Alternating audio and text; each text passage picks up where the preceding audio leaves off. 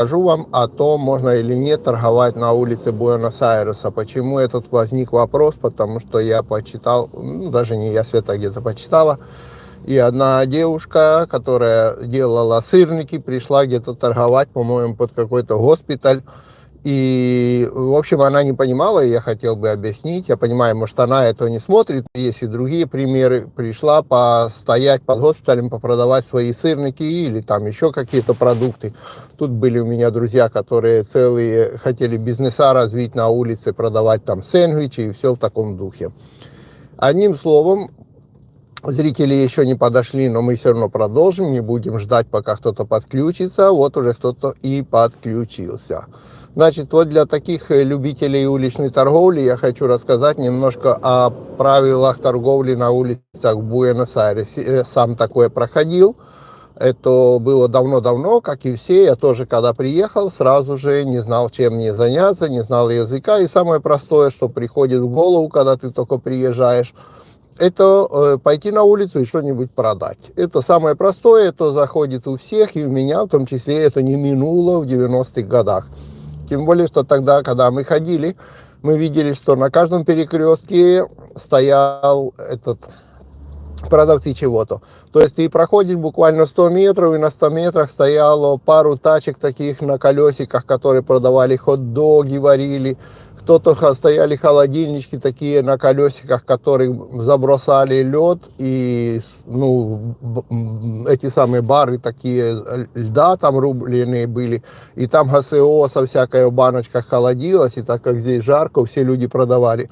И мы такие, хоба, вот вам и бизнес, типа, идем, смотрим, ага, они продают, ну а нам-то чего нельзя. А мы сразу такие подходим, купили пару раз, посмотрели, как эта тачка делается, и говорим, ну что нам нужно? Ну, нужна тачка, значит. Все, пошли,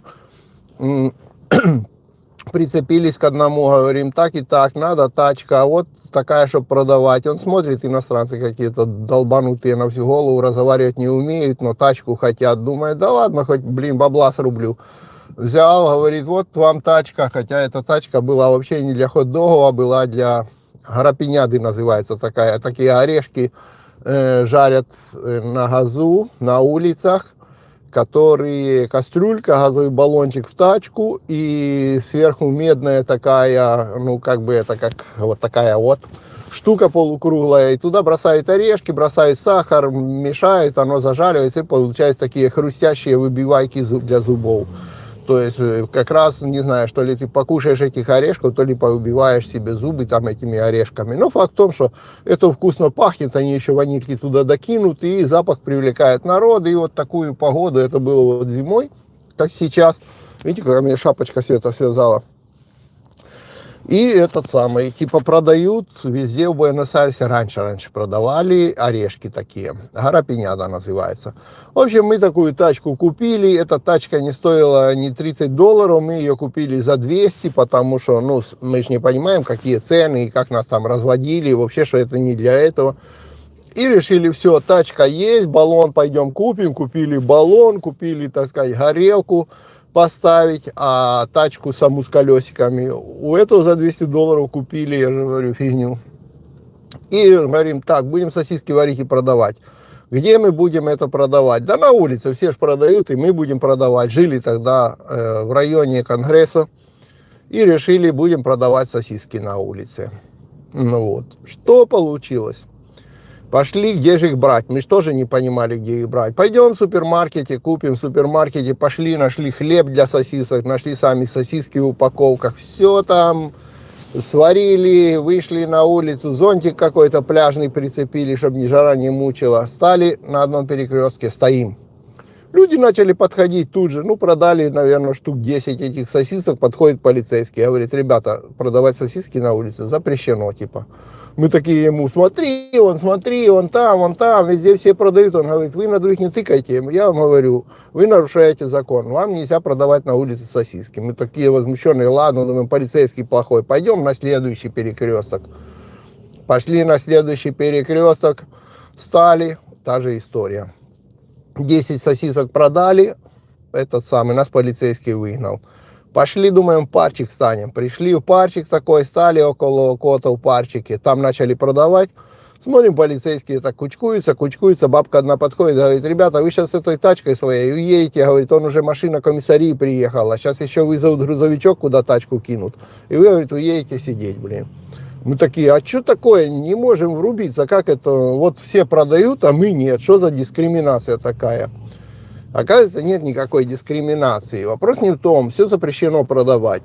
Все, кто продает, это не значит, что, знаете, как говорят, все равны, но кто-то равнее. Те, кто продает, это все, у которых договорились. То есть это было раньше, это есть сейчас. Сейчас это очень мало, но они существуют. И не равняйтесь на этих. Потому и хотел ответить на эти плачи в телеграм-каналах, что вот я вышла на улицу продавать. Я спросила у охранников, охранники госпиталя сказали, что можно, на следующий день пришла, стала, мне сказали, что нельзя охранники.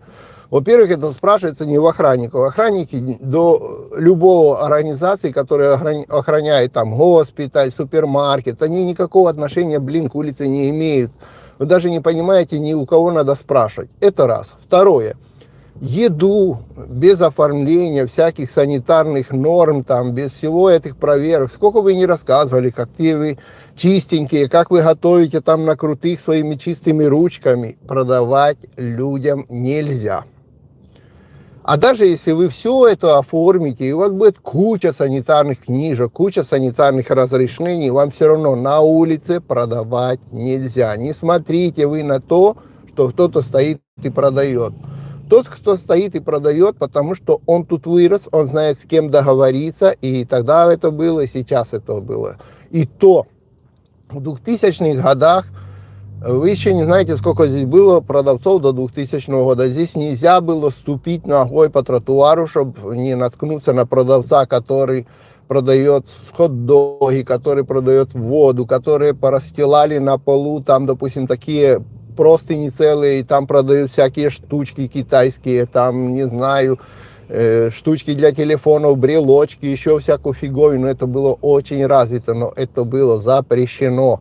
Муниципалитет с полицией выезжал на специальные, как у нас называется, оперативы, которые выискивали таких продавцов, забирали, штрафовали и всем этим.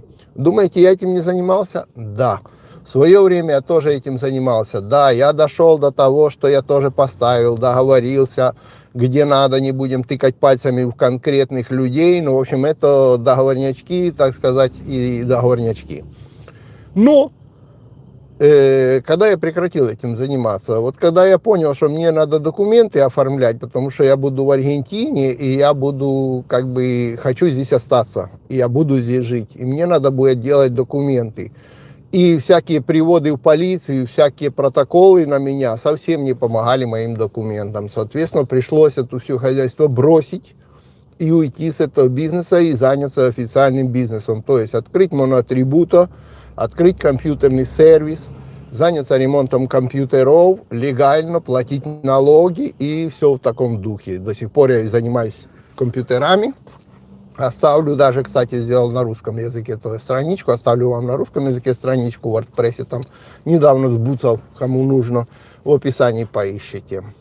Ну, вот, то есть, что я вам хотел сказать. Вы не смотрите на улицах, что кто-то торгует, и не думайте, что вы такие мастера или мастерицы, которые могут тоже делать дома пирожки, выйду и бабла срублю на улице. Как рассказывал один мой знакомый, который сюда тоже не так давно приехал, у него также появилась идея. Он пришел, говорит, блин, да я тут, кажется, такой бизнес нашел, такой бизнес, я вообще не знаю, как он, говорит, аргентинцам не пришел этот бизнес. Я сейчас, говорит, тут тачки поделаю, сниму целый склад, там, найму работников, на этих тачках будут выезжать и продавать наши гамбургесы, которые, ну, то есть не гамбургесы, а там, в общем, сэндвичи, которые мы будем с женой делать. И вот они по всему Буэнос-Айресу расставлю этими тачками. Я его предупреждал, говорю, послушай, дорогой, ты знаешь, что то, что тебе пришло сегодня в голову, в Аргентине уже давно прошли и выплюнули. Это ты только думаешь, потому что сейчас приехал, что ты что-то такое круто такое изобрел, которое аргентинцы, ну, как бы не знают у себя дома, а ты им принес мессию такую. Нет, дорогой, это дело в том, что Ты еще только тебе в голову зашло. Аргентинцы уже проплюнули это и выкинули, и уже от этой идеи давно избавились. Как вы думаете, чем дело кончилось? Дело кончилось, что ничем. Вот, так сказать, пару раз попались, и все это дело закрылось, выкинулось, и чувак пошел совсем другими делами заниматься.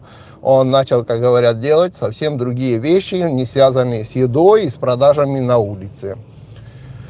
Вот, так что просто я хотел многих уберечь от дурного траты времени вот в поисках вот этих вот вариантов. Типа, вот, я тут, открыл такое, или там вот смотришь вот эту всю хрень, которая там только начинает там, ой, кто арбитражом крипты занимался в Аргентине, отпишитесь, слушай, уже в моих видео рассказано, где закончишь ты своим арбитражом.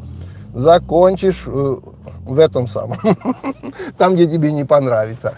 Соответственно, ребятки, есть простые вещи. Можно открыть монотрибуту, это частное предпринимательство. Можно открыть, зарегистрировать 3 вида деятельности одновременно и спокойно платить налоги в разумных пределах и работать. Все вот эти ходы конем, они в конечном итоге вы потратите деньги, вы потратите свое время, вы потратите кучу нервов, получите кучу неприятностей, которые потом скажется на получении документов, и просто будет потерянное время, потерянные бабки. Можете понять, что всякие такие вот пирамиды, я не скажу ничего в крипте пока что, потому что криптой тут очень многие занимаются. Но дело в том, что вообще население всего мира очень мало из общего количества, кто понимает в этой крипте, и, конечно, еще можно найти, кого можно развести на этом вопросе. Продать ему какие-нибудь курсы, рассказать, как он куда вкладываться, то все, чтобы он там все потерял, а вы заработали, еще какую-то херню придумать. То есть в этом можно. Но во всем остальном, вот этом пирамиды, представительство какой-то компании, если вы у нас купите, а потом продадите, вот эти все амвеи, фигеи, вот это все, это давно пройденный, торговля на улицах, это давно в аргентинце пройденный вариант. Это вообще уже они выплюнули, они на это не ведутся, не думайте, что вы что-то придумали. Если что-то придумали, сначала поинтересуйтесь, вообще как бы поспрашивайте вот у кого-нибудь из знакомых аргентинцев, поспрашивайте, а как ты думаешь, оно вот пойдет, не пойдет, а тут хоть когда-то это делали, не делали, и поспрашивайте. Не думайте, что вас осенило, и это все, это, ну вот последняя инстанция, я там такую идейку зафигачил, такую, что сейчас, усё порву. Можешь порвать, а можешь порвать, как говорят, одно место на этой идейке и потерять деньги, потерять свое время драгоценное. А еще не забывайте, сейчас жестче и жестче стало с получением документов. Сейчас даже у некоторых начинают спрашивать такие вещи, как, допустим, о, ты по профессии там говорил, что ты такой-то, а монотрибута ты открыл совсем на другую штуку. У тебя что, 2 профессии или ты по той профессии нам неправильно сказал? Что ты типа, наподобие, ты там говорил, что ты летчик, а открыл монотрибута, что ты делаешь пирожки. То есть, да, понятно. И начинают всякие такие объясняловки. И если у вас будет еще, не дай бог, приводы в полицию, вам вообще не захочется потом с документами, вы туда не докажете ничего. А тут просто, тебе подошел полицейский, сказал что-то, ты не выполнил, тебе 2-й раз может предупредить, ты не выполнил, тебя могут отвезти в комиссарию. Даже если ты там просто 3 часа посидишь и будешь орать, что я там гражданин другой страны, давайте вызывайте мне консула, там еще чего-то, этим тут никого не напугаешь. Это фигня все. Я сам там бывал, тоже вот такой же умный был, как только приехал, и тоже там мочил кони, вызывайте консула, того-сего, вы там неправильно, вы нарушаете там что-то. Угу. Если бы друзья аргентинцы не помогли, я бы там, наверное, до сих пор, орал бы, рассказывал бы, про свои права. И простые вещи, вот многие же не знают простых вещей, а они есть, существуют. Вот, допустим, знаете, почему я попал в комиссарию в свое время? По одной простой причине. Я был на улице и занимался своими делами, как говорят, уличными делами, как назовем их так. А тут полицейская машина подъехала, и одного перуанца прямо тут же на тротуаре, видно, они его выслеживали, то все, они его хопа арестовали, типа поставили около машины, и начали документы в него подняли, и начали это самое, позвали меня. И я, покивали, говорит, подойди. Я подошел, они мне начали рассказывать. Вот смотри, видишь, у него документы фальшивые, а там видно, что документы фальшивые, даже и просто... Просто, говорит, ты будешь свидетелем, сейчас поедешь с нами в комиссарию и подпишешь протокол, что ты был при задержании, что мы не нарушали, там его там не били, ни то, ни сё, и мы просто достали документы и тебе показали эти документы. То есть вот это все, что ты видел, ты должен просто поехать с нами и подтвердить в комиссарии. Я такой, хотя комиссария там 2 квартала была, я такой начал из себя конем строить, там типа, не, я не поеду. Они почему? Не поеду, я не понимаю. Ну, в общем, вот эту всю туфту начал гнать, там, как все бы на моем месте гнали. И потому что, если реально, что я не хотел туда ехать, у меня были свои уличные дела, и я, типа, не хотел их бросить, мне надо было, как бы, находиться в этом месте. Думаю, да ну, нафиг еще время терять, там, что-то куда-то ехать, там, в комиссарию. Вот. Хотя это можно было потерять, как говорят, там, полчаса и вернуться. И что вы думаете, где я оказался? Я оказался вместе с этим перуанцем в камере, в комиссарии. А знаете почему? А потому что здесь нельзя отказываться от свидетельских показаний. Если ты присутствовал и тебя сказали, что ты будешь свидетелем, ты будешь свидетелем. А если ты не хочешь быть свидетелем, то здесь эти хотелки не проходят. Типа, не, я хочу, не, блин, я не хочу. Соответственно, после того, как я там сидел, бушевал, рассказывал сказки, блин, с этим перуанцем, там, он за фальшивые документы, а я за то, что не захотел быть свидетелем. Рядышком с ним в одной камере балдели, блин. Хорошо, друзья аргентинские, которых у меня уже было достаточно, поинтересовались, куда я пропал, полиция сказала, где я, и они, не консул, блин, не хуронсул, а они, меня оттуда вытащили и тебе дали подсрачника и сказали, слышь, ты больше так не делай, иначе будешь еще дольше сидеть, и друзья тебе не помогут. Соответственно, второй раз, когда мы когда-то проходили, и там была какая-то фигня с каким-то локалем, а мы со Светой шли, и нас пригласили быть свидетелем, мы зашли, быстренько там посидели, все бумаги подписали, реально те, которые мы видели, что мы видели, и ушли, пошли себе дальше. То есть есть такие простые вещи, где не надо, как говорят, выгибаться и кричать, да я не буду, да я то, да у меня, блин, да нас, там, да фобия, не фобия, фигня это все. Это ни на кого теперь больше тут не действует, и раньше не действовало. Тут есть свои законы, люди живут по своим законам. Если сказано, что на улице вы не будете торговать, вы, блин, на ней не будете торговать. Вам, чтобы туда торговать, даже если вы увидите, скажете, он же стоит, пирожки продает, там свои круглые. Да, но он там уже годами стоит, он знает, куда пойти, с кем поговорить. И, как говорят, он знает, как бы, регло де хуэо, то есть он знает правила игры. Вот как в прямом смысле вам сказать. Человек знает правила игры. Что, почем, где, когда, сколько. Если вы этих правил игры не знаете, в эту игру вас не возьмут до тех пор, пока вы не станете своим. А знаете, за сколько времени вы станете своим?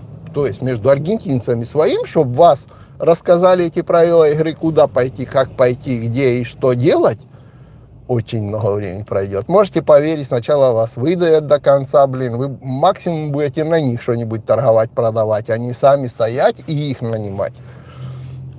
Это мой личный опыт, я этим тоже проходил, я не скажу, что я сюда приехал такой, блин, сразу умный, все тут понимал, все знал, язык знал, нифига, я проходил именно с улицы, как говорят, все дела мои начинались с улицы. И продажа на точках, и продажа панчосов, и кем меня тут только не обзывали в свое время, и мафия де лос панчос, то есть это мафия хот-догов. Так что, ребята, всю эту уличную, как говорят, торговлю я проходил на своей шкуре и могу вам посоветовать не тратить на это время, особенно поначалу, когда вы только-только приехали. Ищите что-то более реальное, более нормальное, скажем так. Я говорю про Буэнос-Айрес. Сразу скажу тем, кто начнет сейчас рассказывать сказки, а нет, в нашем городке мы вышли, окей. каждом городке, в каждом провинции, особенно если вы живете в каком-то городке, где живут 1500 человек или 300 человек, да, конечно, наверняка вы пойдете с председателем, как говорят, сельсовета, договоритесь, станете и будете там делать. Там, может, вообще никого нет. Есть один председатель сельсовета и один полицейский на 5 городков. То, конечно, вы там, ну, как бы это, будете свой и своя, если вы там еще пирожок свой покажете кому-то. Это другой вопрос. Но я вам говорю про реальность, которая существует в большущих городах, как Буэнос-Айрес, как и Мар-дель-Плата в том числе. Фиг там сейчас пойдешь и начнешь просто так вот уличным бизнесом заниматься. Вот. Я с вами эту тему хотел раскрыть, потом сам видел, как некоторые пишут, что за непонятки, что за обижания наших, типа я вышла, там это пирожки принесла, а они меня гоняют везде с этими пирожками. Скажи спасибо, что ты своими пирожками не закончила там, где я. Не сидишь с каким-нибудь перуанцем, блин, в одной камере и пирожки там жуешь. Так что молодец, хотя бы женщина это написала, говорит, не сделали замечание, я не стала спорить, я ушла. Это правильное решение. Если что-то недопонимаешь, лучше не начинать понтоваться, а лучше отойти, пока не поймешь, что, как, почем. Вот, теперь почитаем ваши комментарии. Некоторые там, все обижают, ну не все, конечно, не все, блин, но некоторые обижаются, когда увидят, что там где-то искусственный интеллект, я периодически что-то вставляют, то все. Кстати, могу тоже сказать, искусственный интеллект входит, хотите вы или не хотите, входит в нашу жизнь. Если напрямую вот пообщаться, чтобы совсем вот вообще, вот смотрите, я же стримы провожу, можно меня тут спрашивать, я буду тут отвечать. Это это не аватар, это не искусственный интеллект. Так что здесь можем пообщаться. Только я водички попью, сейчас буду читать, что меня спрашивают. У меня где-то, я думаю, полчасика, может, еще есть. Ну, в любой момент, в общем, если Света закончит свои дела и мне напишет, что вышло, мне надо будет ехать. Сейчас самые холодные, вот-вот потеплеет, сейчас самые холодные ночи, где-то в Буэнос-Айресе около 1 градуса ночью. Так что шапочки, фигапочки и все остальное. Ну, уже на следующей неделе где-то будет днем уже 14-15. Так что это просто сейчас середина зимы. Мы выглядим вот так. Некоторых, видите, в курточках ходят, в шапочках. Так, читаем, что тут есть. Здравствуйте, простите, вопрос не по теме. Ваше происхождение, с какой вы страны? Я аргентинец, ребята. Вы приехали в 90-е, с какой страны? С Украины я приехал. Неужели в Аргентине существует такая сильная коррупция? Я вам не про коррупцию рассказываю, я вам рассказываю про реальности жизни. Коррупция существует у вас дома. У нас коррупции нету. Но есть реалии, которые конкретно происходят, которыми люди живут, которые знают, как я и называю, правила игры. Есть свои существующие негласные правила игры. И это никакого отношения к коррупции не имеет. Если вы думаете, что тут коррупция, какая нафиг коррупция какого-то продавца пирожков коррупция? Это не коррупция. Коррупция это когда он у власти, блин, сидят, и все его родственники, блин, там у власти, и все его дети у власти, и потом эти дети станут властелинами колец, и эти дети ходят в бриллиантах. Вот это, блин, коррупция. Когда несовершеннолетние сынки, и, там сказать, эти самые дочки бегают в бриллиантах, на яхтах, на всем. Вот это коррупция. Они, блин, продажа пирожков на улице. Тоже мне нашли коррупцию, блин. Так. Сейчас есть смысл ехать беженцем в Аргентину, смотря кому и от чего бежите. Если вы бежите от армии, смысла вообще никакого нет ехать в Аргентину. Давайте сразу и по чесноку, как говорят, в Аргентину беженцем. Беженцем от чего? Если люди убегают, потому что их дома убьют, их города рушат, и в любой момент прилетит по их зданию, по их квартире ракета соседняя, русская, соответственно, конечно, я предпочту жить в Аргентине такой семье, чтобы их дети не шугались, и сидеть в Аргентине, учиться, развиваться, и чем жить в каком-нибудь, не знаю, там, блин, городе, где бомбят. О, мне уже пишут, что выхожу. Так что для них есть, хотя помощи здесь никакой не будет. В каком плане помощи? Дадут документы, но никто не будет давать, как говорят, квартиру, пособие. Не, Аргентина это не та страна, где получите квартиру или пособие. Тут только документы. Это я имею в виду для граждан Украины. Для русских, которых тоже сюда сейчас бегут, как это, ну сейчас чуток меньше стало из-за усложнили документы, но все равно очень много. Они бегут, чтобы не идти на войну, чтобы не быть таким ушлепком, который побежит за деньги убивать соседей. Этим сложнее немножко. Почему? Потому что с документами просто так не дадут. Надо как-то все-таки делать и выкручиваться с этими документами. Но есть, конечно, тоже я скажу, что лучше. Но люди, которые сюда едут, у них более-менее обеспечены, соответственно, у них на какое-то время пожить есть, плюс есть какой-то онлайн-бизнес, какие-то свои дела, они вот выкручиваются. Кто хочет, тот выкручивается, тот остается. Так что вот так. Но если кто думает, что стоит ли ехать, почему? Потому что тут дадут что-то, то нет, тут ничего не дадут. Так, все, пока. Это был коротенький стрим. Я поехал, меня ждут. И надо продолжать работать. Ребята. Окей.